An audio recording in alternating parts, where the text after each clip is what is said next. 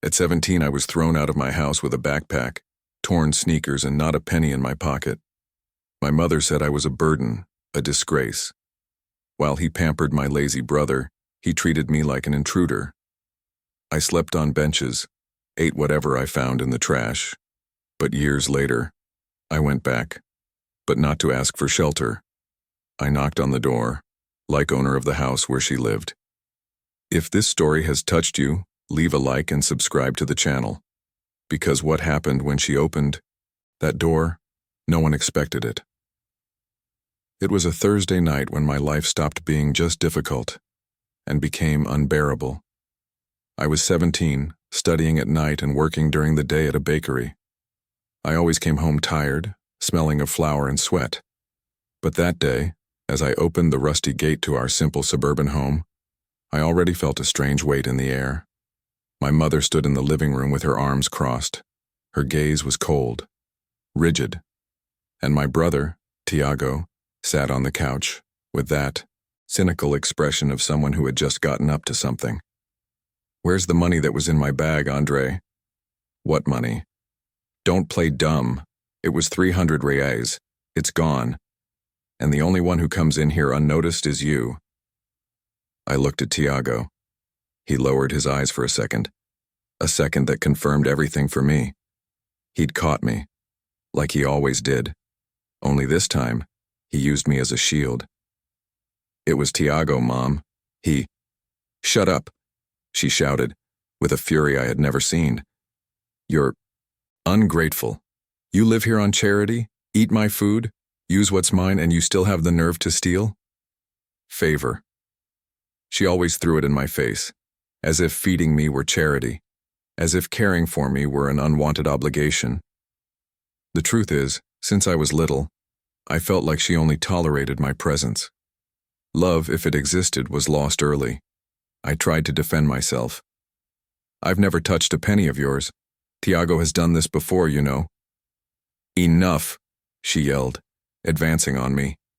"You are leaving this house now. Grab your things and get out of my sight." I was in shock. My body froze. It was night, it was raining outside, and I had nowhere to go. Literally. No close friends, no relatives who wanted me around. My father had left years before, without a trace, and now my only family was kicking me like a dog. "You can't do this to me," I whispered, more to myself than to her. She walked into my room, threw my backpack on the floor, and started ripping my clothes out of the closet. She angrily pushed my things away as if she wanted to erase me from that space. "I should have left you with your father. You never gave me anything but heartbreak." Tiago watched everything silently and smiled. A barely perceptible smile, but full of venom. I left with my backpack on my back, wet from the rain. A torn sneaker on my foot. 3 coins in my pocket. No direction. That night, I slept on a park bench, curled up, cold. Hunger came early. Anger, even more so. And through tears, I swore to myself I would never return to that place as a loser. Never. The first night was the worst. The cold didn't just come from the rain or the damp concrete I huddled under. It came from the silence all around me. For the first time in my life, I understood what it was like to have no one.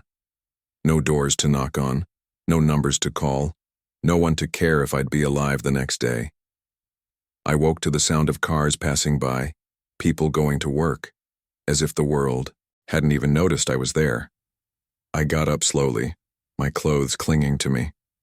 My backpack, wet and heavy, seemed to carry what little was left of my dignity. In the early days, I tried to seek shelter in the homes of schoolmates, but as soon as I explained the situation, I could see the discomfort growing on their faces. "Man, my mom won't let me. You understand, right?" If I could. I've heard these phrases more times than I should have. I understood quickly. No one helps someone who has already been discarded by their own family. I began to frequent bus stations and squares at night, where other invisible people hid from the police and the rain. It was a silent routine of hunger, distrust, and constant fear. I learned to sleep with one eye open and to use what little I had as a pillow, not for comfort but to avoid being robbed. The first few days I begged for food. On the third, I started rummaging through the trash cans of bakeries and supermarkets. I felt disgusted at first, then not anymore. What really hurt was the indifference. I saw mothers walking by with their children wearing new backpacks. I saw teenagers laughing with their cell phones in their hands. And I asked myself, how can everything be so normal while my life is ending? One day I walked to my school. I sat outside the gate, just listening to the teachers' voices, the familiar sounds, the conversations between the students. It was like trying to live a life that was no longer mine. I was expelled. Before recess for getting in the way. Later I passed a bakery. The lady who owned it saw me looking at the bread in the window and decided to treat me to a coffee and a stale loaf. Eat, boy. You look like you haven't eaten in days. I ate in silence, and for the first time in weeks, I cried in front of someone. She didn't say anything. She just handed me a napkin and left. A few days later, I met Mr. Antonio, the owner of a tire repair shop behind a gas station. He saw me sitting on the sidewalk with sunken eyes and dirty hands. Do you know how to pick up a tire iron, boy? No, but I can learn. He smiled. Then learn. Start tomorrow. He didn't ask me where I came from or why I was in this situation. He gave me an old uniform, a mattress leaning against the storage room, and 3 meals a day. It wasn't much, but it was all I had. In that place, among tires, grease, and silence, my new life began. And even though I didn't know it yet, there were the first pieces of my turning point, because sometimes all someone needs to get back on their feet is a chance. Just one. Antonio wasn't much of a talker, but each sentence he spoke carried more weight than 1,000 empty pieces of advice. He was a simple man with calloused hands, a stubble beard, and hard but honest eyes. He never asked me why I was living in the tire shop, and perhaps that's why I respected him so much. The first day of work was exhausting. I didn't know the difference between a hydraulic jack and a wrench. I changed the wrong tire, left a wheel loose, and got grease all over my uniform. And yet, at the end of the day, he just said, "Tomorrow, you'll make fewer mistakes. The day after tomorrow, you'll get it right.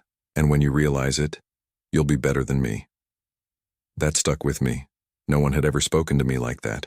As if they believed me. Not my mother, much less my brother. Days turned into weeks. And there, in that small, warm space, I learned more than mechanics. I learned to wake up early, to respect the pace of work, to take care of what was mine, even if it was little. I learned to do simple things with excellence. And most importantly, I learned that value has nothing to do with a surname. It has to do with attitude. Mr. Antonio taught me everything directly. While we changed tires or cleaned tools, he would drop phrases that seemed rambling, but shaped me from the inside. Those who work right never sleep in shame. No one needs to know what you went through, but they will notice what you have become. You were thrown to the ground, kid, but that doesn't make you from the ground. Understand? I understood. Every day I understood more. I started saving money. 5 raise here, 10 there. He kept it for me in a little metal box locked in the closet. And every Saturday, he showed me how much I had. You already have more than when you arrived here. It's still nothing. It's more than yesterday. And that's all. Over time, I became his right-hand man. I served customers, organized tools, and managed the cash register. I began to study on my own. I read about mechanics, but also about business, investments, and economics. I borrowed books from the gas station next door and read at night in the dim light of the tire shop. Mr. Antonio watched me. He never offered direct praise, but he left notes with short messages. Good organization in the warehouse. Customer praised your service. Keep it up. That fed me more than any dish. Years passed. I grew up. Not only in age, but in attitude. I was no longer the boy thrown away by a mother blinded by arrogance. I was someone. And finally, I was starting to believe it. That's when he called me to talk. Andre, I'm old. And this tire shop won't last forever. But you still have time, lots of time, and talent. If you want, I can help you open yours. Mine? You have what it takes. And if you don't, you've already proven that you can learn. My heart raced. It was the first time anyone had ever bet on me. For real. In the following months, with the money I had saved, a small loan, and his support, we opened a second tire shop. Small, modest, but mine. That's where my journey began. No longer as a survivor, but as someone who, against all odds, began to win.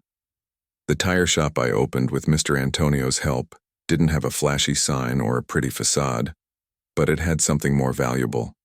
Credibility. In less than 6 months, truck drivers were already stopping there all the time, calling my name. Is that Andre there? Then you can trust him. I learned that a job well done speaks louder than any advertisement. And with each satisfied customer, a new one appeared. I expanded the team. I hired an assistant. Then another. I stopped doing the legwork every day and started managing. I took online courses at night. I read books on leadership, sales, and accounting. While many slept, I studied. Over time, a guy who transported auto parts began making regular deliveries. We became friends. He asked me to invest as a partner in a small transportation company. I thought long and hard. It was a risky move, but I accepted. I sold my only possession up until then, the motorcycle I used to go to and from the tire shop, and invested. For the first few months, I ate dry bread and slept in the office. But within 2 years, the company had tripled in size. We began securing contracts with markets, workshops, and even city halls in nearby towns. Andre, the kid kicked out of his house with a wet backpack, was now managing routes, contracts, and employees. But I never flaunted it. I never posted anything on social media. I never appeared in photos with money, a car, or designer clothes. Everything I did was silent, almost calculated, because deep down I was waiting for the right moment. It was by chance that I found out about the house. Same house I grew up in. The same door that was closed to me in the rain. An acquaintance in real estate commented at lunch, "There's a nice house up for auction way up in the North Zone. The previous owner let too much debt pile up. Property taxes, electricity, water, everything overdue. It's going for a ridiculous price." My heart raced. I asked for the address. It was her. For a few seconds I considered ignoring it, letting it go. But something inside me, not anger, but justice, told me, this is how a cycle closes. I bought the house through an attorney. No one knew it was me. I waited for the process to conclude, received the documents in person, and went to see the property in person for the first time in years. The facade was worn, but still recognizable. The living room window still had the same broken latch I'd fixed once when I was 15. The garden was neglected, the walls were peeling, and inside, my mother and brother still lived. They lived as they always had, ignoring consequences, escaping reality. Until now. Because now, that place, where I was treated like trash, belonged to me. But I didn't want revenge. I wanted them to look me in the eye and understand, once and for all, who was the real failure in that house.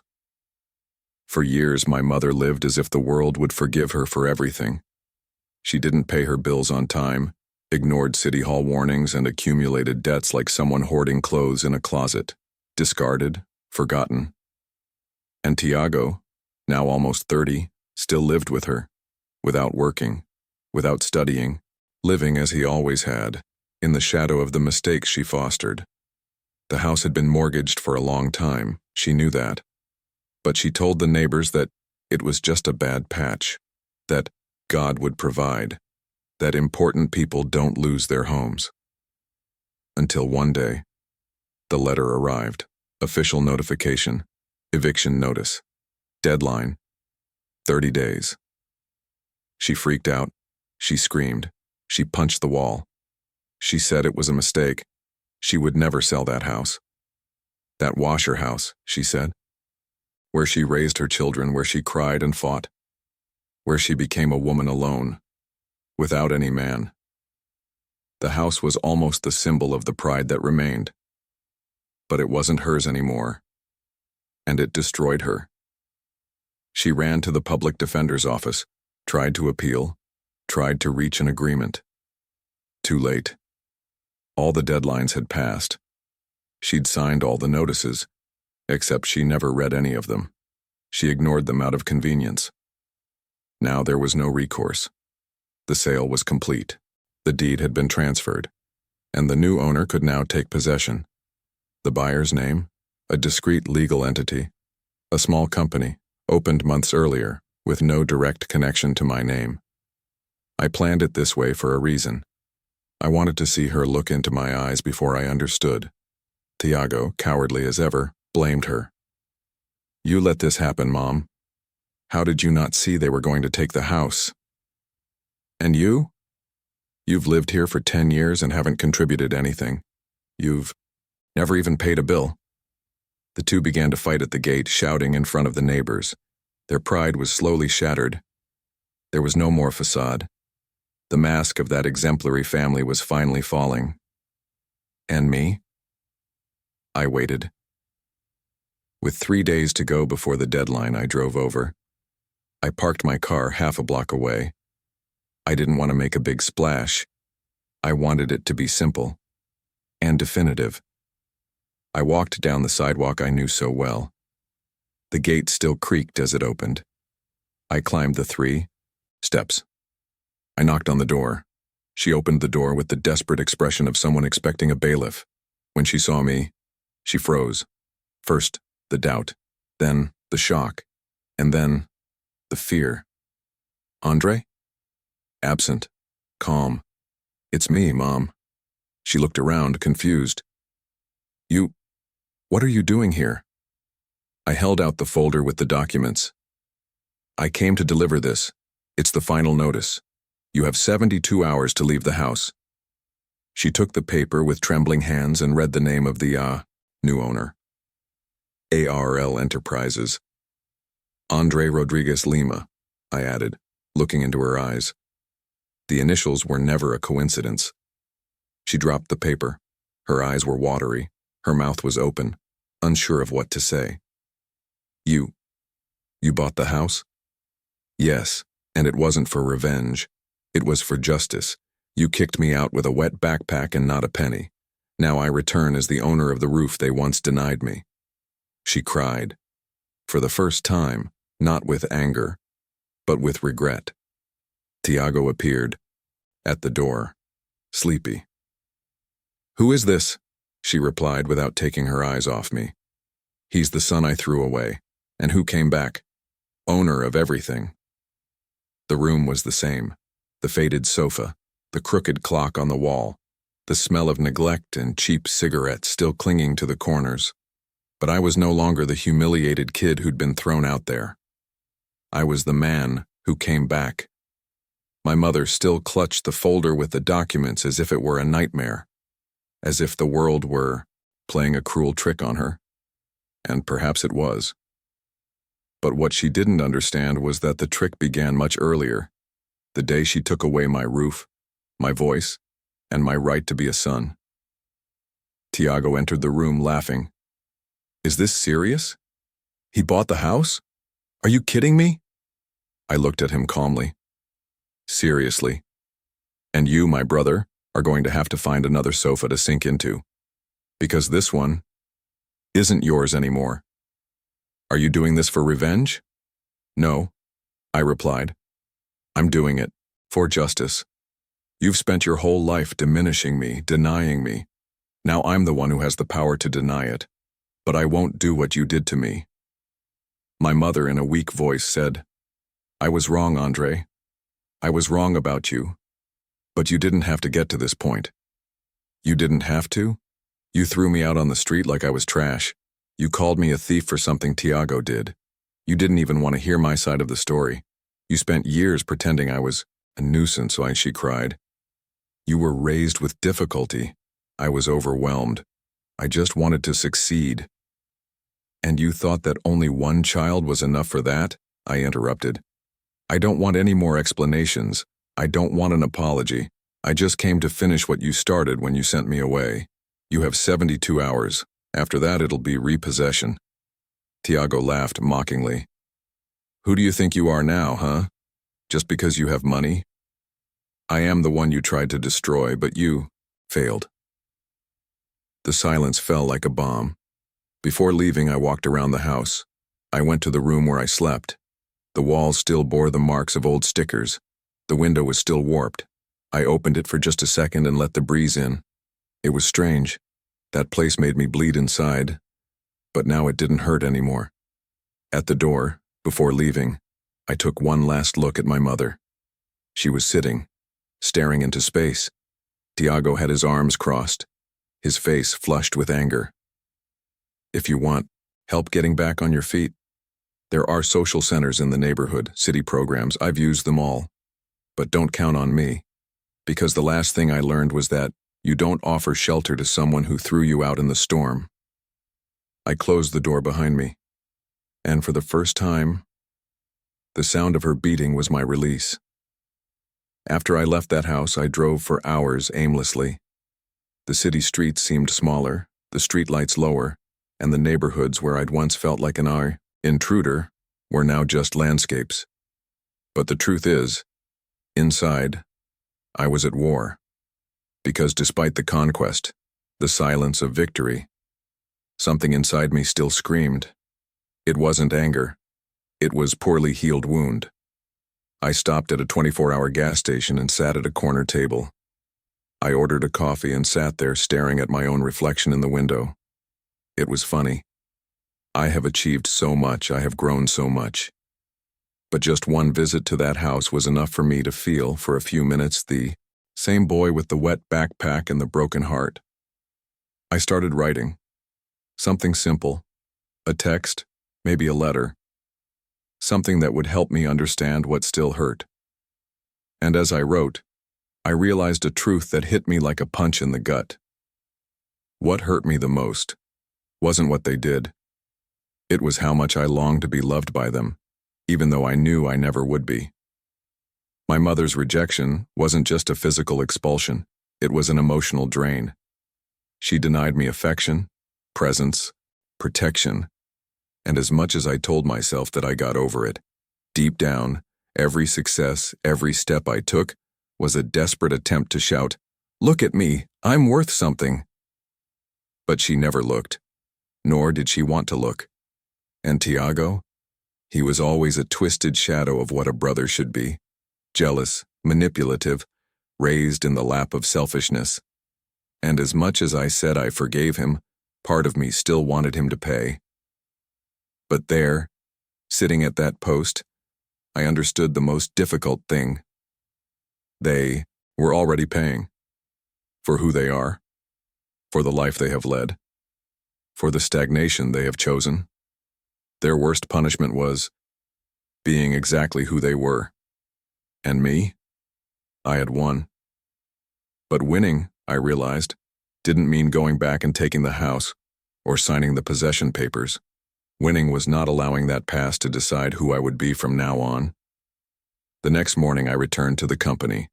I greeted the employees, reviewed reports, and smiled lightly. This was my real life. Not that house. Not that gate. And there, between spreadsheets and hot coffee, I made my final choice. I wouldn't renovate the house. I would sell.